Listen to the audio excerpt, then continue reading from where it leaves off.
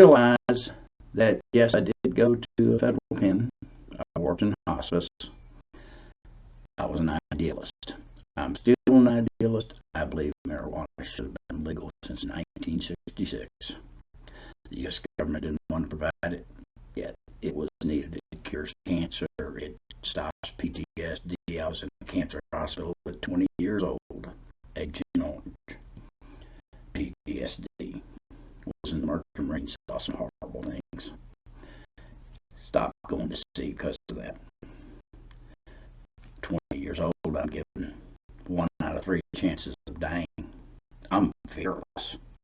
So, we're going on into an adventure in Mexico. So, back in the late 1980s, a couple of friends, MacGyver and the Parrot Head, ex-Sailboat captains, run into Jamaica. But at that time, they had choke points between Veracruz, between Yucatan and Cuba, and between Cuba on the other side of Cuba. And they were concentrating all the Coast Guard down there to stop their competition, people who were bringing in cocaine that wasn't part of the game. Anyways, and somebody had to bring some weed because, hey, they wanted the entire country hooked on cocaine. It was billions of dollars for these idiots. Remember, narcotics are just a tool to buy guns, to further some dictator that is friendly to our corporations. Okay, so with MacGyver and the Parrot Head, we decided we're going to run some weed from West Coast Florida, from Mexico to the West Coast of Florida. Now, as Robert A. Tom Wilson once said in Heinlein, you may be a genius.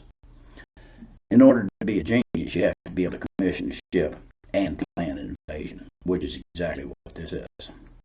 So along with Rocky and the Warrior Trees, Freedom and Capitalism, we ventured down to the state of Veracruz in Mexico to see some of his buddies that he knew, to set up a pot deal being brought from Michoacan all the way over to Tuxpan, Isla del Maria, in the state of Veracruz. So we find all that. We've set up the connections so that we know that we can get really good product delivered to the coast. I go back to Florida. I pick up MacGyver and Parrot Head. As I have said before, I will never mention people's names because it's unimportant. The Parrot Head's just a big Jimmy Buffett fan that drank Budweiser all day. MacGyver, yeah, he could fix anything. He was a great captain. Anyways, so the Parrot Head, MacGyver, and me, when we get back to Florida, get on planes and we fly to Mexico City, rent a car, and drive over to Isla del Maria. Now they don't ever make the connection. But what we do is we hire a boat while we're over there, and we go out this island called Isla del Maria, which is a 180-kilometer island between Tampico and Tuxpan, Veracruz. Now Tuxpan's where Che Guevara and Fidel Castro were trained by the CIA for the invasion of Cuba. So we go down there, we hire a boat, take a whole lot of fishing poles with us, make us look like tourists.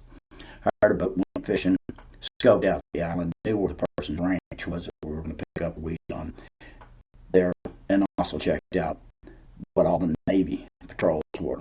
Well, in Tucson, there was only one, about 100-foot long warship, I don't know, 5-inch guns on it, machine guns and this and that. And that patrolled that part of the coast of Mexico. Now you had a big fleet of Navy ships down in Veracruz and also in Tampico. But Tucson itself, just one boat.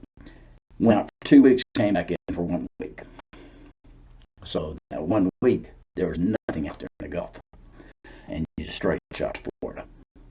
There was no surveillance back then out in the Gulf. Really, it was all down there looking for the cocaine smugglers. So it was pretty open. set that up, go back to Florida. As we're coming through, we had all our fishing poles and these big fishing pole carrier things, and we're flying back to Atlanta.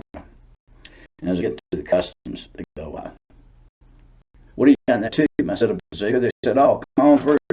So, anyways, that's the way it was. I mean, customs, all you got to do is act friendly with them. You walk right through them. They really, as long as you don't throw out bad vibes, it's cool. So, away we go.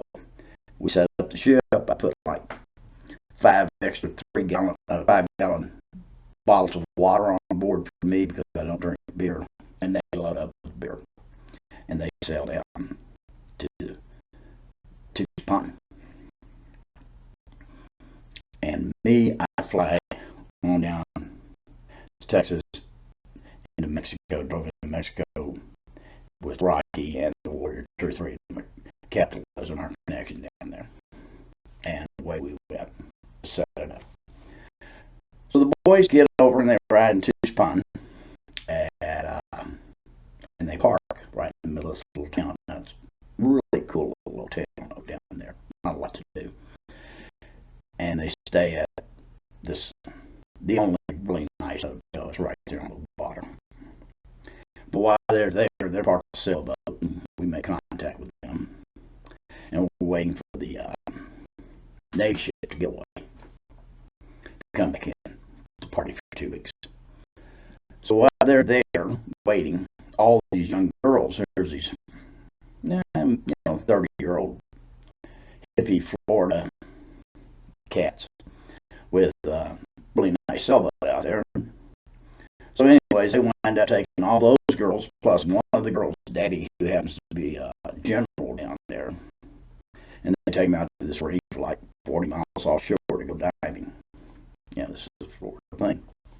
They go down there, they dive, and they fish and everything else. And they got all these young girls plus the captain, the commandante, or the general, whatever it is. Anyways, he's trying to get them to smoke cocaine for him.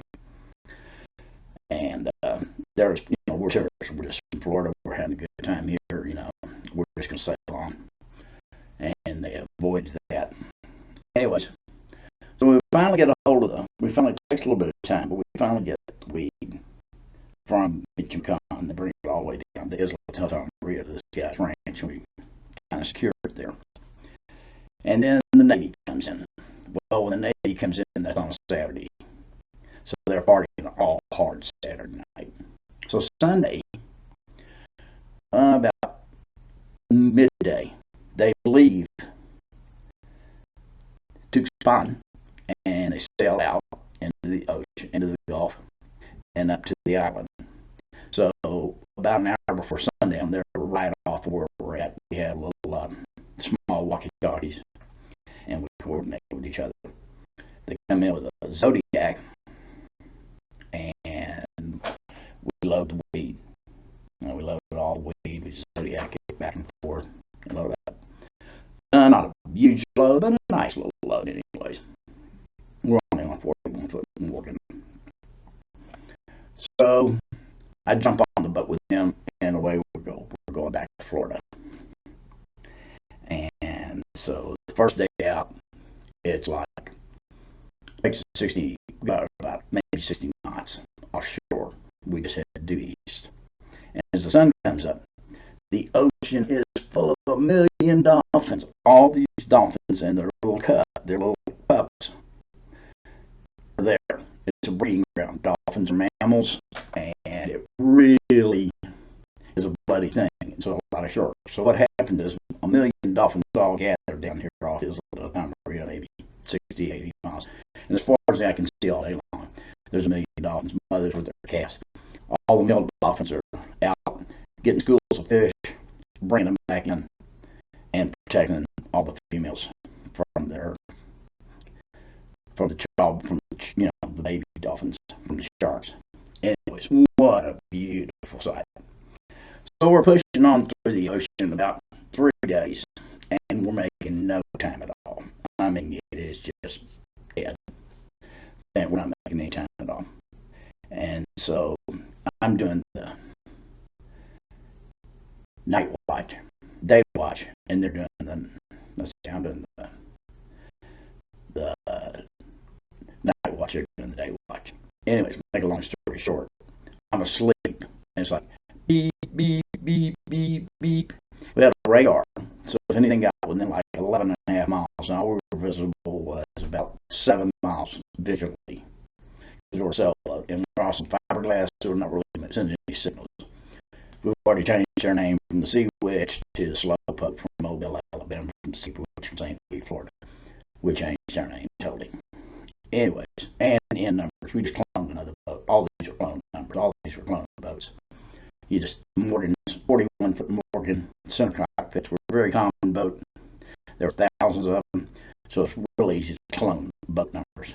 Anyways, this is maybe 300 miles below New Orleans, whenever there's a big listing divided, maybe 50, 60 miles off Cuba.